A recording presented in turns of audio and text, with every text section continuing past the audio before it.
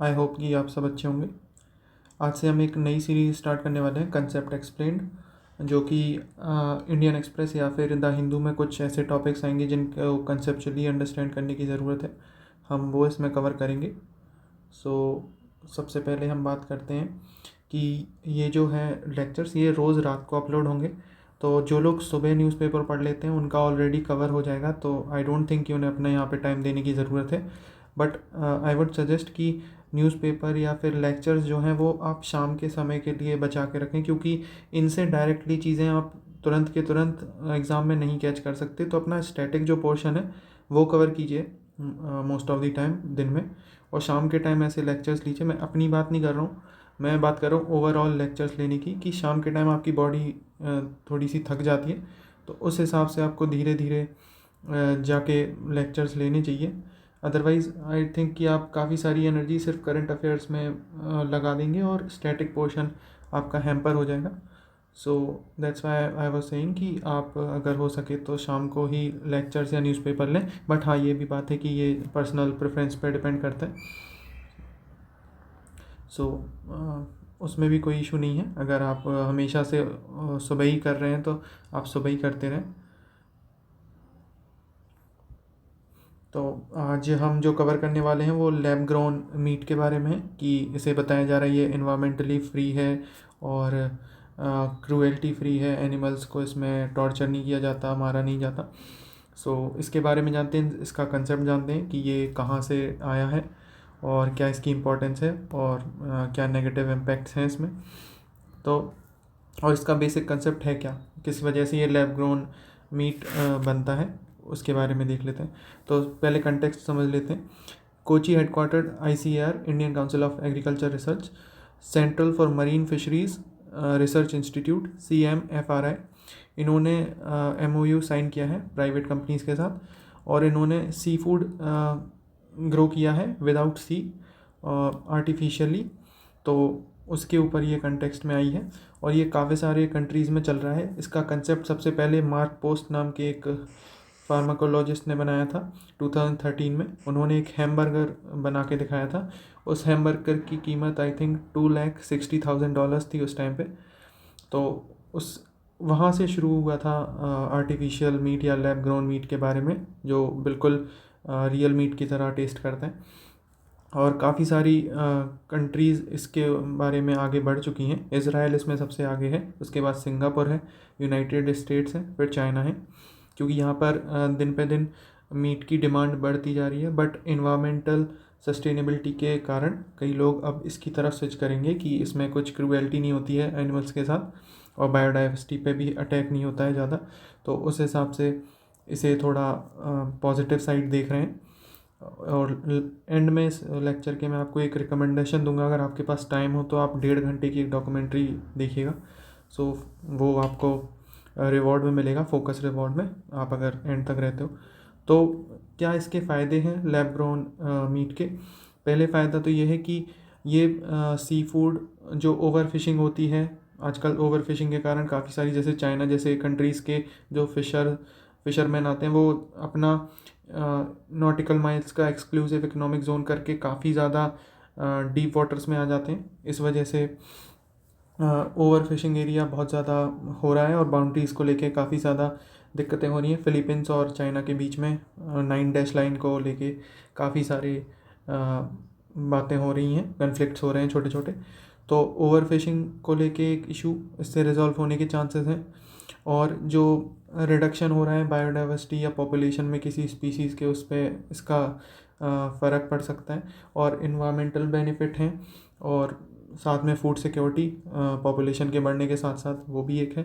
और सबसे बड़ी बात है कि बैक्टीरियल फ्री जो जूनोटिक डिजीज़ेज़ आते हैं एनिमल मीट से, उसके चांसेस बहुत कम हो जाएंगे, जैसे कि कोरोना वायरस या फिर इबोला।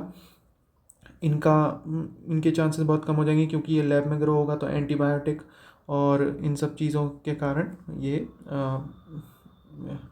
बीमारियां फैलाने के काबिल नहीं होगा, एक सेफ़ इन्वायरमेंट में डेवलप किया होगा। तो ये इसके फ़ायदे हैं। बट जो बेसिक कंसेप्ट है वो ये है इसका, कि just a second,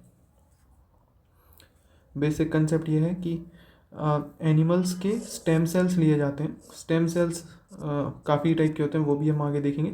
stem cells ऐसे होते हैं जो अलग अलग बॉडी की ऑर्गन्स बनाते हैं। डिपेंड करता है कौन सी वैरायटी का स्टेम सेल है। 5 टाइप की वैरायटी के स्टेम सेल होते हैं, और ब्रॉड 2 वैरायटी होती हैं। एक एम्ब्रियोनिक, यानी कि जो आपका पहला एग बनता है, जाइगोट बनता है, उसका सेल, और एक होता है एडल्ट सेल, जब पूरा फुल ग्रोन बॉडी बन जाती है उसके बाद। और इनके सेलों की पोटेंसी के हिसाब से इन्हें डिवाइड किया जाता है 5 कैटेगरीज में। तो ऐसे ही एनिमल्स के स्टेम सेल्स लिए जाते हैं, उन्हें एक बायोटेक कल्चर में बनाया जाता है। उसके बाद जब वो एक तरीके से हार्वेस्ट होने के लिए तैयार हो जाते हैं, तब उन्हें निकाल के फूड प्रोसेसिंग सेक्टर में भेजा जाता है। तो जो हार्वेस्टिंग से पहले इन्हें कल्चर करने का टेक्नोलॉजी है, रिएक्टर्स में इन्हें रख के और बढ़ने दिया जाता है, तो उस चीज़ को स्टेम सेल थेरेपी बोलते हैं। स्टेम सेल्स ग्रो करने का जो आर्टिफिशियली लैब ग्रोन ऐसे ही होता है, जैसे फ़िश हुई तो फ़िश से उसके स्टेम सेल्स ले लिए और उसे लेबोरेटरी में बनाया, और लेबोरेटरी में बनाने के बाद उसे जब तक उसकी पोटेंसी बढ़ नहीं गई या फिर वो खुद एक मीट नहीं बन गया कंप्लीट एडिबल, तब तक उसे बड़ा करते रहे, फिर उसके बाद उसे निकाल के हार्वेस्ट कर लेते हैं। तो यानी कि उसमें लाइफ नहीं आती है, बट लाइफ तो होती है, तभी तो वो ग्रो कर रहा है। तो ये एक मॉरल डायलेमा है काफ़ी सारे लोगों के बीच में, क्योंकि क्रिश्चियनिटी में माना जाता है कि जाइगोट फॉर्मेशन से ही आप अगर इन्फेंटिसाइड कर रहे हो तो वो मर्डर के बराबर है। अबॉर्शन, इसलिए आपने वो वेड वाला केस सुना होगा, वो इसके कंटेक्स्ट से बाहर है, इसलिए बाद में बात करेंगे। तो स्टेम सेल्स की डेफिनेशन है, stem cells are the cells with potential to develop in many different types of cells in the body. They serve as a repair. जैसे आपको जो चोट लग जाती है वो जल्दी रिपेयर हो जाते हैं, वो स्टेम सेल ही होते हैं। एज के साथ स्टेम सेल कमज़ोर हो जाते हैं, इसी वजह से आपने ओल्ड एज लोगों की चोटों को देखा होगा कि बहुत जल्दी उनकी हील नहीं होती हैं चोट, और एक इन्फेंट की बहुत जल्दी हील हो जाती हैं, क्योंकि वो यंग स्टेम सेल्स होते हैं। They are 2 main types of stem cells. Embryonic highest potency होती है इनमें, सबसे ज़्यादा केपेबल होते हैं ये, जो जैसे कि एक जाइगोट के अंदर फिर हैंड्स बन जाते हैं, आइज़ बन जाती हैं, पैर बन जाते हैं, स्टमक बन जाता है, हेड बन जाता है। इसी वजह से एम्ब्रियोनिक स्टेम सेल्स को हाईएस्ट पोटेंसी बोला जाता है। और जो एडल्ट स्टेम सेल्स होते हैं ये स्पेसिफिक होते हैं, जैसे हाथ, टिश्यू, स्किन, आइज़, ईयर, ऐसे। तो ब्रॉडली 5 कैटेगरीज में डिवाइडेड है। सबसे एक अच्छी बात मैं बताना चाहूँगा साइंस एंड टेक के लिए, जो मुझे शिवन सर से मैंने सीखी थी। उन्होंने बताया था कि अगर आप बैकग्राउंड से नहीं हो साइंस के, तो आप हमेशा जो वर्ड्स हैं उन्हें ब्रेक डाउन करके देखो। तो जैसे ओमनीपोटेंट एक फर्स्ट स्टेम सेल है। ओमनी का मतलब होता है ऑल, यानी सर्व, और पोटेंट का मतलब होता है केपेबल, यानी कि हर टाइप का ऑर्गन बनने के केपेबल है, हर चीज़ में ट्रांसफॉर्म होने के केपेबल है। इसलिए इसकी सबसे ज़्यादा पोटेंसी होती है ओमनीपोटेंट स्टेम सेल की। जो ओमनीपोटेंट स्टेम सेल होता है वो आपका जाइगोट में होता है, और जो आपने देखा होगा कि क्या बोलते हैं उसे, जो कॉर्ड मदर से बेबी की अटैच होती है, उसे फ्रीज़र में रख के एक ऑर्गन बनाने के लिए भी आगे चल के आजकल रखने लगे हैं उसे, वो भी ओमनीपोटेंट स्टेम सेल है। तो फर्टिलाइज्ड एग से ह्यूमन बीइंग बन जाता है omnipotent stem cell. Pluripotent stem cell ये रिन्यू हो सकता है बायोलॉजिकल लेयर्स में। 3 टाइप की बायोलॉजिकल लेयर्स होती हैं, वो इतना इंपॉर्टेंट नहीं है जानना। जैसे आप नी स्टेम सेल, जैसे घुटनों में दर्द होता है, फिर वो इंजेक्शन से स्टेम सेल्स डाल देते हैं, तो लुब्रिकेन का काम करने लगता है नए स्टेम सेल्स, और फिर दर्द नहीं होता नीज़ में ओल्ड एज में। वो प्लोरीपोटेंट स्टेम सेल होते हैं, ये सेकंड नंबर पे आते हैं। सबसे पहले ओमनीपोटेंट होते हैं पोटेंसी में, सेकंड नंबर पे प्लोरीपोटेंट, थर्ड नंबर पे होते हैं मल्टीपोटेंट। मल्टीपोटेंट जो स्टेम सेल्स होते हैं वो मैं आपको बता देता हूँ कि एक स्पेसिफिक रेंज ऑफ सेल्स में डिवाइड हो सकते हैं। जैसे हेमाटोपोएटिक स्टेम सेल्स होते हैं, ये ब्लड में रहते हैं, बोन मैरो में मिलते हैं। तो जब बोन मैरो ट्रांसप्लांट होता है तो ये मल्टीपोटेंट स्टेम सेल्स भी चेंज हो जाते हैं।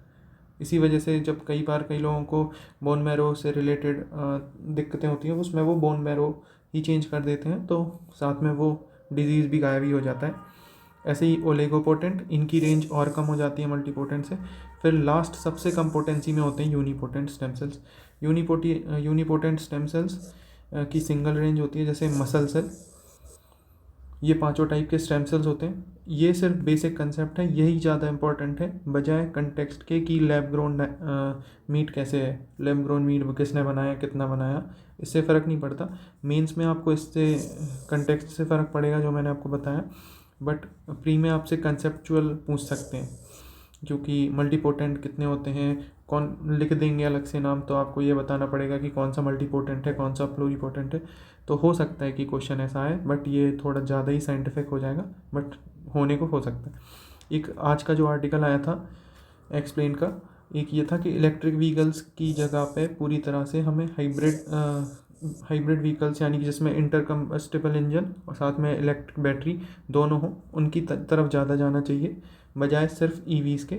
तो उसके बारे में ये बता रहे हैं, तो एक बार ये देख लेते हैं। ये GS3 के हिसाब से इंपॉर्टेंट है। Hybrids both internal combustible engine and on board electric motor which make them tandem to provide motive power. Central currently offers clear tax incentives, primarily one category of cars, almost vehicular technologies. India's electric mobility plan is largely focused on battery electric vehicles (BEV), replacing internal combustible engine with lithium ion battery। क्योंकि अभी मतलब काफ़ी experts बता रहे हैं कि अगर हम हाइब्रिड की तरफ जाते हैं तो वो ज़्यादा इन्वायरमेंटली सस्टेनेबल होगा बजाय पूरी तरह से इलेक्ट्रिक व्हीकल्स में ट्रांसफॉर्म होने के लिए। उसमें स्पेसिफिक फैक्ट्स के साथ भी बताया है कि जो हाइब्रिड व्हीकल्स हैं वो कार्बन एमिशन, जैसे इलेक्ट्रिक व्हीकल से कार्बन एमिशन होती है 158 ग्राम पर किलोमीटर, और हाइब्रिड व्हीकल से होती है 133 ग्राम पर किलोमीटर, यानी कि 16% लेस है ये with compare to electric vehicles. और जो फॉसिल फ्यूल व्हीकल्स होते हैं उनसे जो कार्बन एमिशन होती है वो 176 ग्राम्स पर किलोमीटर होती है, और इसकी रेंज 176 से 200 ग्राम्स पर किलोमीटर तक जा सकती है। तो ये इसमें ये बता रहे थे कि non fossil fuel the non fossil share of power generation in India is 26%। तो इस लेवल पे जस्ट अ सेकेंड,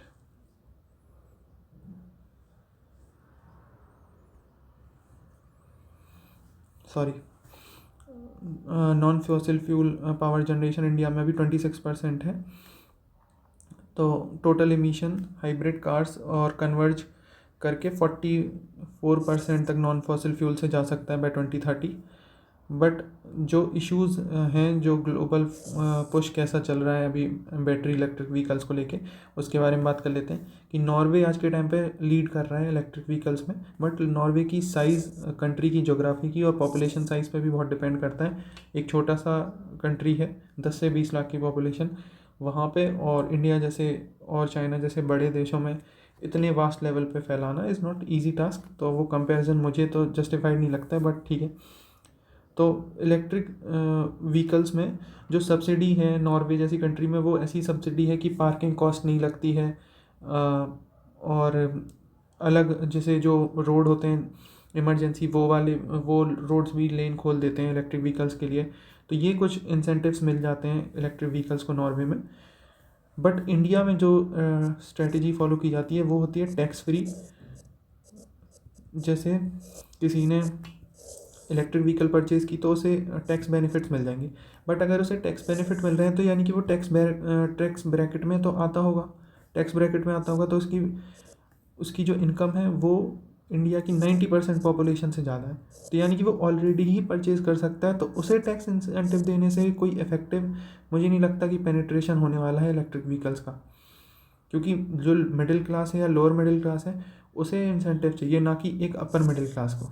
आप विराट कोहली को टैक्स इंसेंटिव दोगे, उन्हें कितना फ़र्क पड़ने वाला है, वो वैसे भी बचा लेते हैं।